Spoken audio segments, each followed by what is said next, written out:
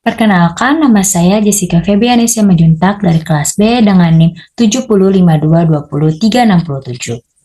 Di sini saya akan membahas mengenai tentang analisis kasus berdasarkan perma atau via karakter. Jadi di sini saya mengambil satu kasus, yaitu seorang atlet.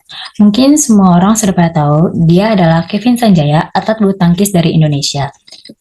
Nah, sebenarnya apa sih hubungannya? Kenapa saya mengambil dia dan apakah ada hubungannya sih dia dengan perma atau via karakter?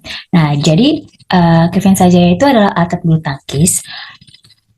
Dia pemain bulu tangkis yang lahir pada tanggal 2 Agustus 1995. Kevin Sanjaya dikenal sebagai atlet bulu tangkis profesional baik secara internasional maupun nasional, dan dia sudah mendapatkan banyak juara. Nah, sebelum dia sesukses sekarang, perjalanan karirnya itu adalah dia salah satu pemain ganda putra terbaik dunia, tidak lepas dari kecintaan dan kerja kerasnya sejak usia beliau. Dia sudah mulai mengenal bulu tangkis sejak usia 2,5 tahun.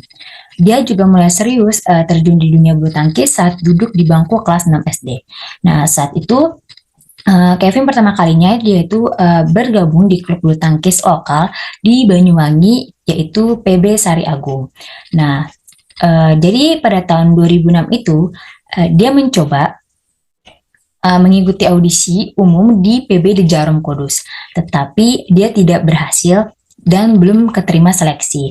Nah, kemudian di saat dia gagal itu, dia tidak bersedih dan dia tidak mau pantang menyerah. Dia mencoba lagi, dan pada seleksi selanjutnya pada tahun 2007 dia mencoba lagi audisi kedua, dan akhirnya dia lolos seleksi dan akhirnya resmi menjadi bagian dari klub PB di Jarum Khusus. Nah, kemudian dia ini salah satu pemain bulu tangkis ganda putra dan campuran. Tapi untuk sekarang ini dia lebih sudah menjadi salah satu pemain bulu tangkis ganda putra dan sudah tidak di campuran.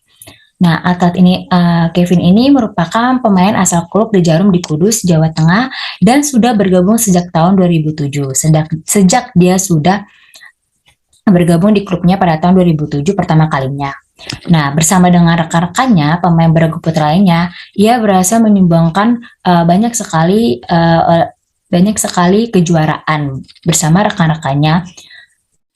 Dan saat ini dia dipasangkan dengan rekannya, yaitu Marcus Fernaldi Gideon.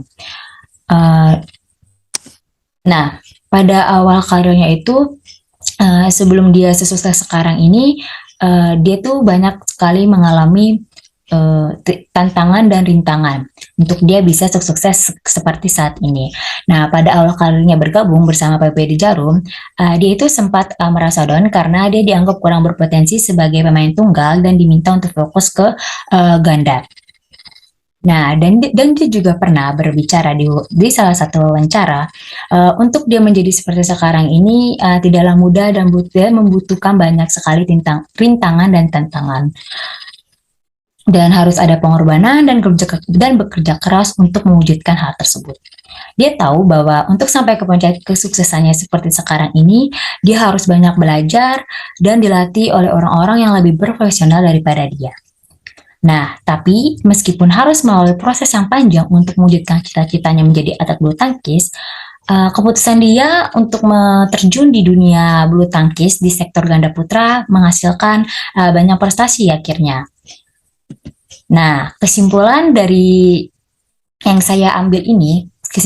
contoh kasus yang saya ambil ini dapat kita lihat itu berdasarkan via karakternya. Jadi itu di bagian courage-nya itu ada bravery. Bravery itu adalah dia orang yang berani mengambil keputusan. Jadi dia berani mengambil keputusan untuk masuk dan terjun ke dalam dunia badminton, bulu tangkis. Terus yang kedua itu curiosity, itu adalah keputusannya masuk ke PD Jarum dan menunjukkan keingintahuan serta mencoba hal yang baru.